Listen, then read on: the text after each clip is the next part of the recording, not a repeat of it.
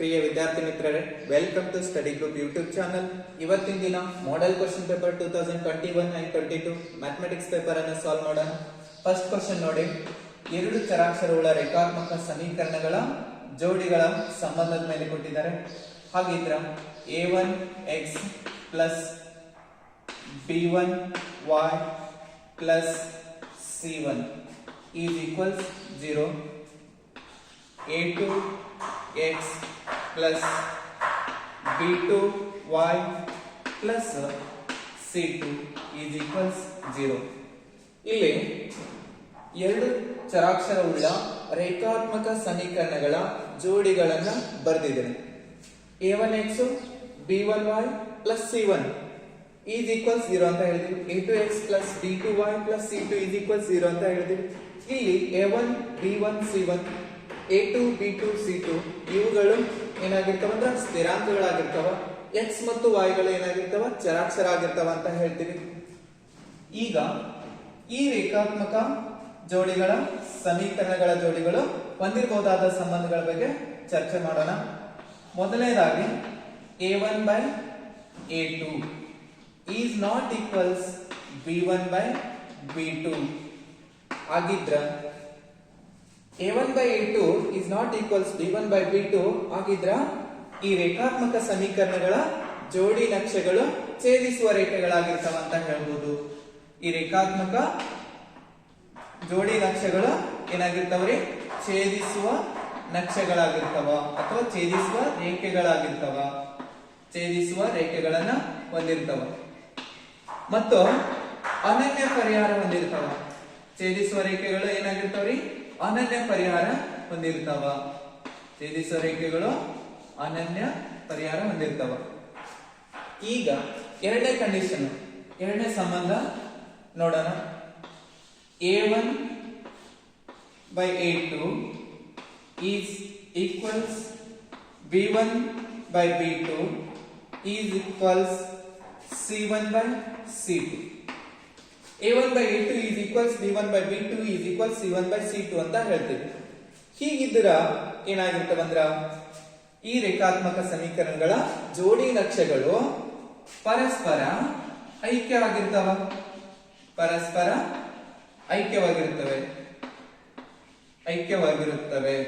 ಪರಸ್ಪರ ಏನಾಗಿರ್ತವ್ರಿ, ಐಕ್ಯವಾಗಿರುತ್ತವೆ ಅಥವಾ ಐಕ್ಯವಾಗಿರುವ ರೇಖೆಗಳನ್ನ ಹೊಂದಿರುತ್ತವೆ ಮತ್ತು ಇವುಗಳ ಪರಿಹಾರಗಳು ಅನಂತ ಪರಿಹಾರಗಳನ್ನು ಹೊಂದಿರುತ್ತವೆ. ಅನಂತ ಪರಿಹಾರಗಳನ್ನ ಹೊಂದಿರ್ತಾವ ಅಂತ ಹೇಳ್ಬೋದು. ಅನಂತ ಪರಿಹಾರ ಹೊಂದಿರ್ತಾವ.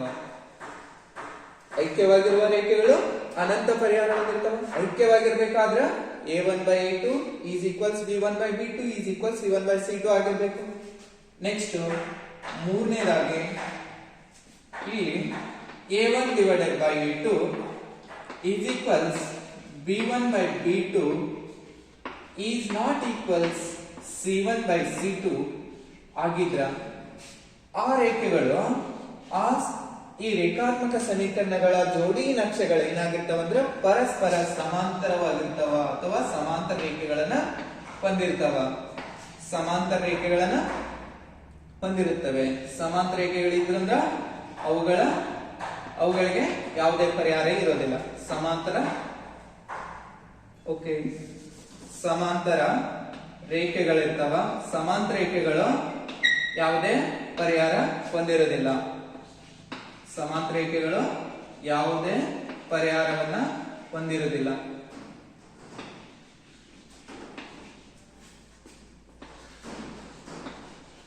ನೋಡಿ, a1 by a2 is equals b1 by b2 is not equals c1 by c2 ಇತ್ತಂದ್ರ ಈ ರೇಖಾತ್ಮಕ ಸಮೀಕರಣಗಳ ಜೋಡಿ ನಕ್ಷೆಗಳು ಪರಸ್ಪರ ಸಮಾಂತರ ರೇಖೆಗಳನ್ನು ಹೊಂದಿರ್ತಾವ ಮತ್ತು ಯಾವುದೇ ಪರಿಹಾರ ಹೊಂದಿರೋದಿಲ್ಲ ಅಂತ ಹೇಳ್ತೀವಿ.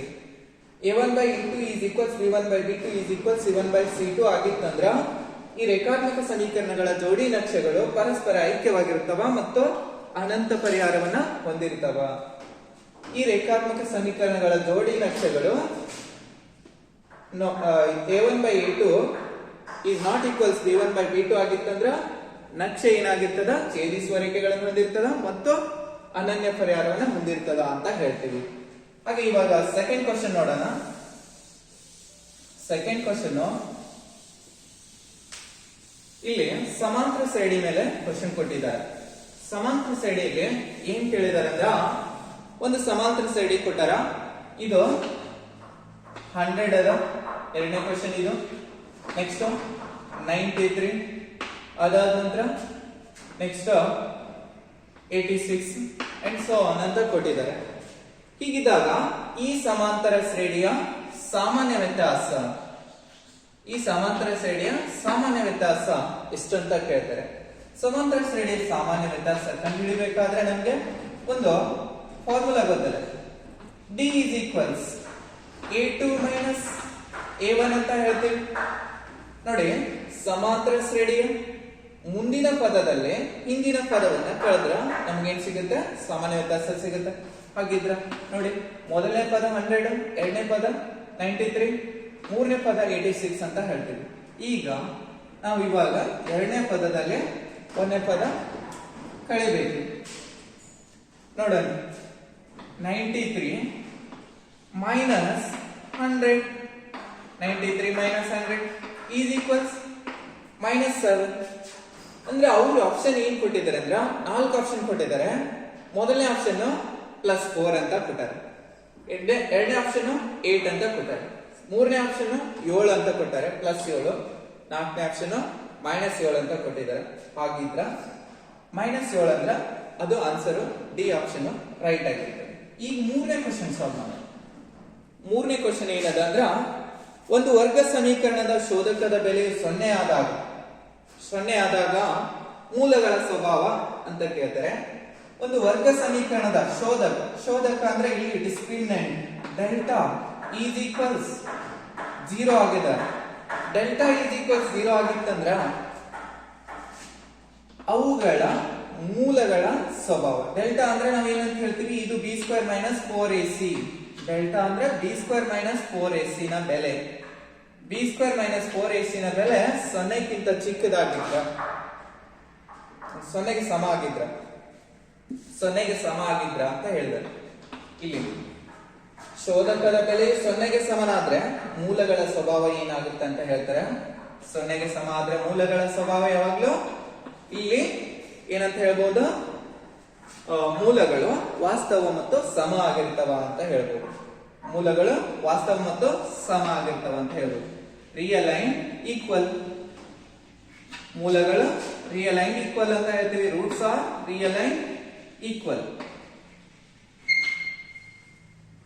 Roots of the quadratic equations, when delta is equals 0, then the roots of the equations are real and equal ಅಂತ ಹೇಳ್ಬೋದು.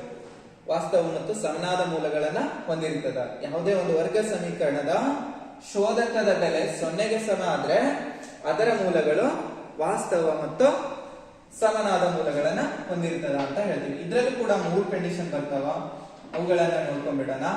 ನೋಡಿ, delta is greater than 0. Delta is greater than 0. That implies b² - 4ac ಅನ್ನೋದು ಇದಕ್ಕಿಂತ 0ಕ್ಕಿಂತ ದೊಡ್ಡದಾಗಿದ್ರೆ is greater than 0. b² - 4ac is greater than 0. Then the roots are real and distinct. Real and distinct ಅಂತ ಹೇಳ್ತೀವಿ. Real and distinct. ಇಲ್ಲಿ ವಾಸ್ತವ ಮತ್ತು ವಿಭಿನ್ನ ಮೂಲಗಳನ್ನ ಹೊಂದಿರ್ತದ ಅಂತ ಹೇಳ್ತೀವಿ. ವಾಸ್ತವ ಮತ್ತು ವಿಭಿನ್ನ ಮೂಲಗಳು ಏನಾಗಿರ್ಬೇಕ್ರಿ? ಯಾವಾಗ್ಲೂ ಭಾಗಲಬ್ಧ ಆಗಿರ್ತಾವ, ಭಾಗಲಬ್ಧ ಸಂಖ್ಯೆಗಳಾಗಿರ್ತಾವ ಅಂತ ಹೇಳ್ತೀವಿ. ಯಾವಾಗಂದ್ರೆ ಶೋಧಕದ ಬೆಲೆಯು 0ಗಿಂತ ಹೆಚ್ಚಾಗಿದ್ರೆ ಮೂಲಗಳು ಭಿನ್ನ ಮತ್ತು ವಾಸ್ತವ ಆಗಿರ್ತಾವ. ಭಿನ್ನ ಮತ್ತು ವಾಸ್ತವ ಅಂದ್ರೆ ಅವು ಭಾಗಲಬ್ಧ ಸಂಖ್ಯೆಗಳಾಗಿರ್ಬೋದು ಅಂತ ಹೇಳ್ಬೋದು. ನೆಕ್ಸ್ಟ್, ಶೋಧಕದ ಬೆಲೆ is lesser than 0.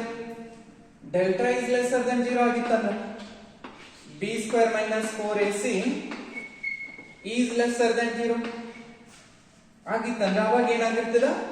No real roots. ಯಾವುದೇ ವಾಸ್ತವ ಮೂಲಗಳನ್ನ ಹೊಂದಿರೋದಿಲ್ಲ, ಯಾವುದೇ ವಾಸ್ತವ ಮೂಲಗಳನ್ನ ಹೊಂದಿರೋದಿಲ್ಲ ಅಂತ ಹೇಳ್ಬೋದು. Delta is lesser than 0, b² - 4ac is lesser than 0. ಹಂಗಿದ್ರ ನೋ ರಿಯಲ್ ರೂಟ್ಸ್, ಯಾವುದೇ ವಾಸ್ತವ ಮೂಲಗಳನ್ನು ಹೊಂದಿಲ್ಲ. ಈ ಮೂರು ಕಂಡೀಷನ್ ಕೂಡ ಇದ್ರಲ್ಲೂ ಕೂಡ ವೆರಿ ಇಂಪಾರ್ಟೆಂಟ್. ಯಾಕಂದ್ರೆ 1 ಮಾರ್ಕ್ಸ್ಗೆ ಕೇಳಂತ ಕ್ವಶನ್ಗಳಿವು. ಇದು ಶೋಧಕ ಅಂತ ಕರಿತೀವಿ. ಡೆಲ್ಟಾ ಅಂದ್ರೆ ಶೋಧಕ. ಶೋಧಕದ ಬೆಲೆ 0ಗೆ ಸಮ ಆದ್ರೆ ಮೂಲಗಳು ವಾಸ್ತವ ಮತ್ತು ಸಮನಾದ ಮೂಲಗಳಾಗಿರ್ತಾವ. ಶೋಧಕದ ಬೆಲೆ 0ಗಿಂತ ಹೆಚ್ಚಾಗಿದ್ರೆ ಮೂಲಗಳು ವಾಸ್ತವ ಮತ್ತು ವಿಭಿನ್ನ ಆಗಿರ್ತಾವ. ಶೋಧಕದ ಬೆಲೆ 0ಗಿಂತ ಚಿಕ್ಕದಾಗಿದ್ರೆ ಯಾವುದೇ ಮೂಲಗಳನ್ನ ಹೊಂದಿಲ್ಲ ಅಂತ ಹೇಳ್ಬೋದು, ಅಥವಾ ಇಮ್ಯಾಜಿನರಿ ರೂಟ್ಸ್ ಅಂತ ಹೇಳ್ಬೋದು. ಇನ್ನ 4ನೇ ಕ್ವಶನ್ ನೋಡೋಣ.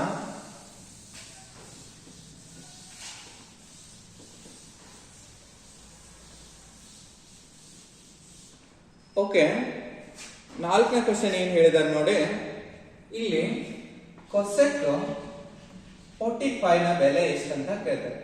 Cosec 45 is equals question mark. ಇದು 4ನೇ ಕ್ವಶನ್. ಕೊಸೆಕ್ 45 ನ ಬೆಲೆ ಎಷ್ಟು ಅಂತ ಕೇಳಿದ್ರು. ಕೊಸೆಕ್ 45 ಅಂದ್ರೆ ಅದ್ರ ಬೆಲೆ ಎಷ್ಟಾಗಿರ್ತದ ಅಂದ್ರೆ, ಇವಾಗ ಇದು ಕೊಸೆಕ್ 45 ಮೀನ್ಸ್ ನೀವು ಸೈನ್ ದ ಬೆಲೆ ಗೊತ್ತಿತ್ತಂದ್ರೆ ಕೊಸೆಕ್ 45 ನ ಬೆಲೆ ಕೂಡ ಬರೀಬಹುದು. Cosec 45 degree means 1 divided by sin 45 ಅಂತ ಹೇಳ್ಬೋದು. 1 divided by sin 45 ಈ ಕೂಡ ನಾವು ಬೆಲೆ ಕಂಡುಹಿಡ್ಕೋಬಹುದು. ನೆಕ್ಸ್ಟ್ ಏನಂತ ಹೇಳ್ಬೋದ್ರಿ, 1 divided by sin 45 ದ ಬೆಲೆ ನಮ್ಗೆ ಎಷ್ಟು ಅಂತ ಗೊತ್ತ್ರಿ, 1/√2 ಅಂತ ಗೊತ್ತದೆ. ಹಾಗಿದ್ರ ಇದು √2 ಮೇಲೆ ಹೋಯ್ತಂದ್ರ ಈಗ ಕೊಸೆಕ್ 45 ನ ಬೆಲೆ √2 ಆಗುತ್ತೆ. ಕೊಸೆಕ್ 45 ನ ಬೆಲೆ √2 ಆಗಿರ್ತದೆ. ಈ ರೀತಿ ನಾವು ಸಾಲ್ವ್ ಮಾಡ್ಕೋಬಹುದು. ಸೈನ್ ಟೇಬಲ್ಸ್ ಅನ್ನ ನೆನ್ಪಿಟ್ಕೊಂಡು ಎಲ್ಲಾ ಬೆಲೆಗಳನ್ನ ಫೈಂಡ್ ಮಾಡ್ಲಿಕ್ಕೆ ಬರ್ತದ. ಹಾಗಾಗಿ ನಾನು ಏನ್ ಮಾಡಿದ್ದೀನಿ, ಕೊಸೆಕ್ 45 ನ ರೆಸಿಪ್ರೋಕಲ್ ಆಗಿ ಕನ್ವರ್ಟ್ ಮಾಡ್ಕೊಂಡಿದ್ದೀನಿ. 1/sin 45 ಅಂದ್ರೆ 1 divided by 1/√2 ಅಂತಿತ್ತು, ಅದು ಏನಾಗುತ್ತೆ √2 ಅಂತ ಆಗುತ್ತೆ. ನೆಕ್ಸ್ಟ್ 5ನೇ ಕ್ವಶನ್. ಇವಾಗ ಇಲ್ಲಿ 5ನೇ ಕ್ವಶನ್ ಏನ್ ಹೇಳ್ತಾರೆ ನೋಡಿ.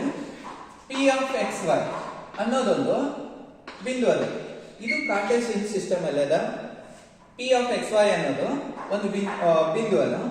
ಇದು ಮೂಲ ಬಿಂದುವಿನಿಂದ ಇರುವ ದೂರ. ಈ ಬಿಂದು ಮೂಲ ಬಿಂದುವಿನಿಂದ ಎಷ್ಟು ದೂರದಲ್ಲದ ಅಂತ ಕಂಡುಹಿಡಿಬೇಕಾಗಿದ್ರ ಅದರ ಒಂದು ಫಾರ್ಮುಲಾ ಏನಂತ ಕೇಳ್ತಾರೆ, ಸಂಬಂಧ ಅಂತ ಕೇಳ್ತಾರೆ. ದೂರವು P of xy ಎಂಬ ಬಿಂದು ಮೂಲ ಬಿಂದುವಿನಿಂದ ಇರುವ ದೂರ ಅಂತಂದಾಗ ನಮಗೆ ಯಾವ ಸಂಬಂಧ, ದೂರದ ಸೂತ್ರದಲ್ಲಿ ನೀವು ಈ ಬೆಲೆಗಳನ್ನು ಹಾಕಿದ್ರ ಏನಂತ ಗೊತ್ತಾಗುತ್ತೆ ಅಂದ್ರೆ, ಇದು √(x² + y² ಆಗಿರ್ತದ. ಅಂದ್ರೆ ಇದ್ರ ಅರ್ಥ ಮೂಲ ಬಿಂದುವಿನಿಂದ ಯಾವುದೇ ಒಂದು ಬಿಂದುವಿಗೆ ಇರುವ ದೂರ d = √(x² + y² ಆಗಿರ್ತದೆ. ಮೂಲ ಬಿಂದುವಿನಿಂದ ಯಾವುದೇ ಒಂದು ಬಿಂದುವಿಗೆ ಇರುವ ದೂರ d = √(x² + y² ಆಗಿರ್ತದೆ. ಇದು ಮೂಲ ಬಿಂದುವಿನಿಂದ ಯಾವುದೇ ಒಂದು ಬಿಂದುವಿಗೆ ಇರುವ ದೂರ. ಇದು ಮೂಲ ಬಿಂದು ಆದ್ರೆ, ಈಗ ಉದಾಹರಣೆಗೆ ನೋಡಿ, ಕಾರ್ಟೇಸಿಯನ್ ಸಿಸ್ಟಮ್ ಅನ್ನ ಡ್ರಾ ಮಾಡ್ತೀವಿ. ಇಲ್ಲಿ ಮೂಲ ಬಿಂದು ಇದು O ಅಂತ ಹೇಳ್ತೀವಿ, ಒರಿಜಿನ್. ಇಲ್ಲೊಂದು P of x, y ಎಂಬ ಬಿಂದು ಅದ. P of x, y ಎಂಬ ಬಿಂದು ಅದ. ಈ ಮೂಲ ಬಿಂದುವಿನಿಂದ ಈ ಬಿಂದುವಿಗೆ ಇರುವ ದೂರದ ಅಳತೆ ಏನಾಗಿರ್ತದ ಅಂದ್ರೆ, ಈಗ ಇದು y ಅಂತ ಹೇಳ್ತೀವಿ. ಈ ಕಡೆ y' ಇರ್ತದ, ಇದು x' ಇರ್ತದ.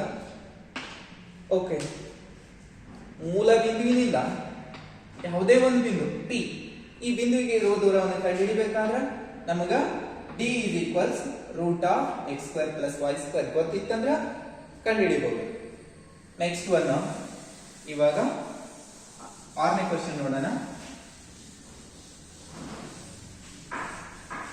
6th question.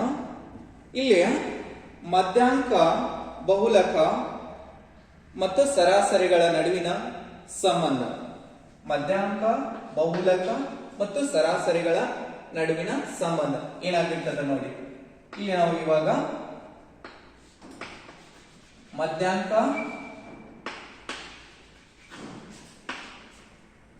ಬಹುಲಕ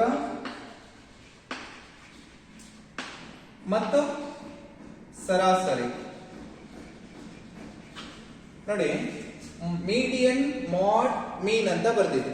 ಮೀಡಿಯನ್ ಅಂದ್ರೆ ಮಧ್ಯಾಂಕ, ಮಾಡ್ ಅಂದ್ರೆ ಬಹುಲಕ, ಮೀನ್ ಅಂದ್ರೆ ಸರಾಸರಿ ಅಂತ ಕರಿತೀವಿ. ಇಲ್ಲಿ ಇವುಗಳ ಸಂಬಂಧ ಏನಾಗುತ್ತದಂತ ಬರೆದ್ಬಿಡ್ತೇನೆ. 3 ಇಂಟು ಮೀಡಿಯನ್ ಮಧ್ಯಾಂಕದ 3ರಷ್ಟು ಎದಕ್ಕೆ ಸಮ ಆಗುತ್ತೆ ಅಂದ್ರೆ ಇಲ್ಲಿ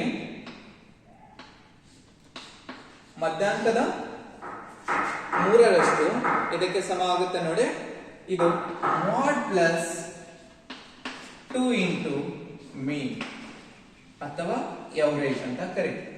ಈ ಸಂಬಂಧ ಕೂಡ ಬಹಳ ಇಂಪಾರ್ಟೆಂಟ್, ಇದು ಕೂಡ ನೆನಪಿಡ್ಬೇಕಾದಂಥದ್ದು ನೋಡಿ. ಮಧ್ಯಾಂಕದ 3ರಷ್ಟು ಎದಕ್ಕೆ ಸಮ ಆಗುತ್ತೆ ಅಂದ್ರೆ ಬಹುಲಕ ಪ್ಲಸ್ ಸರಾಸರಿ 2ರಷ್ಟಕ್ಕೆ ಸಮ ಆಗಿರ್ತದೆ. ಮಧ್ಯಾಂಕದ 3ರಷ್ಟು ಬಹುಲಕ ಪ್ಲಸ್ ಸರಾಸರಿ 2ರಷ್ಟಕ್ಕೆ ಸಮ ಆಗಿರ್ತದ. ನೆಕ್ಸ್ಟ್ 7ನೇ ಕ್ವಶನ್. ಇವಾಗ 7ನೇ ಕ್ವಶನ್, ಈ ಕೆಳಗಿನ ಯಾವ ತ್ರಿಭುಜಗಳ ಜೋಡಿಗಳು ಯಾವಾಗಲೂ ಸಮರೂಪವಾಗಿರ್ತದ ಅಂತ ಕೇಳಿದ್ದಾರೆ ನೋಡಿ. ಒಂದನೇ ಸಂಬಂಧ ಏನಂತ ಕೇಳಿದಾರೆ ಅಂದ್ರ ಎರಡು ಸಮದ್ವಿಬಾಹು ತ್ರಿಭುಜಗಳು ಅಂತ ಹೇಳ್ತಾರೆ. ಆಮೇಲೆ ಎರಡನೇ ಆಪ್ಷನ್ ಎರಡು ಅಸಮಬಾಹು ತ್ರಿಭುಜಗಳು ಅಂತ ಹೇಳ್ತಾರೆ. ಮೂರನೇದು ಸಮಬಾಹು ತ್ರಿಭುಜಗಳು, ನಾಲ್ಕನೇದು ಲಂಬಕೋನ ತ್ರಿಭುಜಗಳು ಅಂತ ಕರೀತಾರೆ. ಇಲ್ಲಿ ಇದು ನಮ್ಗೆ ಯಾವಾಗ್ಲೂ ಸಮರೂಪ ಆಗ್ಬೇಕಾದ್ರೆ ಕೋನಗಳು ಸಮ ಆಗಿರ್ಬೇಕು, ಬಾಹುಗಳ ಅನುಪಾತ ಸಮ ಆಗಿರ್ಬೇಕು. ಅಷ್ಟು ನೆನಪಿದ್ರ ನಾವು ಇದನ್ನ ಅರ್ಥ ಮಾಡ್ಕೋದಾಗೆ ಇಲ್ಲಿ ಕೋನಗಳು ಸಮ ಆಗಿದ್ದವು. ಯಾವಾಗ ಸಮ ಆಗಿರ್ತಾವ ಅಂದ್ರ ಸಮಬಾಹು ತ್ರಿಭುಜದಲ್ಲಿ, ಪ್ರತಿಯೊಂದು ಸಮಬಾಹು ತ್ರಿಭುಜದಲ್ಲಿ ಪ್ರತಿಯೊಂದು ಕೋನಗಳ ಅಳತೆ 60 ಡಿಗ್ರಿಗೆ ಸಮ ಆಗಿರ್ತದೆ. ಪ್ರತಿಯೊಂದು ಸಮಬಾಹು ತ್ರಿಭುಜದಲ್ಲಿ ಪ್ರತಿಯೊಂದು ಕೋನದ ಅಳತೆ ಏನಾಗಿರ್ತದೆ ಸಮ ಆಗಿರ್ತದ, ಅದು 60 ಡಿಗ್ರಿಗೆ ಸಮ ಇರ್ತದೆ. ಆಮೇಲೆ ಬಾಹುಗಳ ಅನುಪಾತ ಕೂಡ ಸಮ ಆಗುತ್ತೆ. ಹಾಗಾಗಿ ಅಲ್ಲಿ ಸಮಬಾಹು ತ್ರಿಭುಜಗಳು ಯಾವಾಗಲೂ ಏನಾಗಿರ್ತಾವ ಅಂದ್ರ ಸಮರೂಪ ತ್ರಿಭುಜಗಳಾಗಿರ್ತಾವ ಅಂತ ಹೇಳ್ಬೋದು. ನೆಕ್ಸ್ಟ್ 8ನೇ ಕ್ವಶನ್. ಇವಾಗ ಒಂದು ಶಂಕುವನ್ನು ಅದರ ಪಾದಕ್ಕೆ ಸಮಾಂತರವಾಗಿ, ಒಂದು ಶಂಕುವನ್ನು ಅದರ ಪಾದಕ್ಕೆ ಸಮಾಂತರವಾಗಿ ಏನ್ ಮಾಡ್ತಾರೆ ಅಂತ ಹೇಳ್ತಾರೆ, ಕಟ್ ಮಾಡ್ತಾರ ಅಂತ ಹೇಳ್ತಾರೆ. ಈ ರೀತಿ ನಾವು ಏನ್ ಮಾಡಬಹುದು, ಸಮಾಂತರವಾಗಿ ಪಾದಕ್ಕೆ ಸಮಾಂತರವಾಗಿ ಈ ಕಡೆ ಮೇಲ್ಭಾಗದಲ್ಲಿ ಒಂದು ಸ್ಮಾಲರ್ ಕೋನ್ ರೆಡಿ ಆಗುತ್ತೆ. ಕೆಳಭಾಗದಲ್ಲಿ ಉಂಟಾದ ಆಕೃತಿ ಯಾವುದಂತ ಕೇಳ್ತಾರೆ. ಇಲ್ಲಿ ಮೇಲೆ ಮತ್ತೆ ಒಂದು ಕೋನದ ಈ ಕಡೆ ಕೆಳಗಡೆ ಕಟ್ ಪೀಸ್ ಆಫ್ ಕೋನ್ ಅಂತ ಕರಿಬಹುದು. ಕೋನದ ಕತ್ತರಿಸಿದ ಭಾಗ, ಅದಕ್ಕೆ ಏನಂತ ಕರೀತಾರೆ ಅಂದ ಪ್ರೆಸ್ಟಮ್ ಅಂತೀವಿ ಇಂಗ್ಲಿಷ್ ನಲ್ಲಿ. ಕನ್ನಡದಲ್ಲಾದ್ರೆ ಶಂಕುವಿನ ಭಿನ್ನಕ ಅಂತ ಕರೀತಾರೆ. ಶಂಕುವಿನ ಭಿನ್ನಕ ಮತ್ತು ಮೇಲ್ಭಾಗದಲ್ಲಿ ಕೋನ ಉಂಟಾಗುತ್ತೆ. ಎರಡು ಆಕೃತಿಗಳು ಉಂಟಾಗ್ತವೆ. ಒಂದು ಶಂಕುವನ್ನು ಅದರ ಪಾದಕ್ಕೆ ಸಮಾಂತರವಾಗಿ ಕತ್ತರಿಸಿದಾಗ ಕೆಳಭಾಗದಲ್ಲಿ ಪ್ರೆಸ್ಟಮ್ ಇರ್ತದ, ಮೇಲ್ಭಾಗದಲ್ಲಿ ಕೋನ ಇರ್ತದ ಅಂತ ಹೇಳ್ಬೋದು. ನೆಕ್ಸ್ಟ್ ಇವಾಗ ಇದು 9ನೇ ಕ್ವಶನ್. ಒಂದು ಸಮಾಂತರ ಶ್ರೇಣಿಯ ಮೊದಲ 4 ಪದಗಳ ಮೊತ್ತ, ಒಂದು ಸಮಾಂತರ ಶ್ರೇಣಿಯ ಮೊದಲ 4 ಪದಗಳ ಮೊತ್ತ S4. ಪದಗಳ ಮೊತ್ತ ಅಂದಾಗ S4 ಆಗಿರ್ತದ. ಇಷ್ಟದ ಅಂತ ಹೇಳ್ತಾರೆ 20. ಹಾಗೆ ಮೊದಲ 3 ಪದಗಳ ಮೊತ್ತ 12.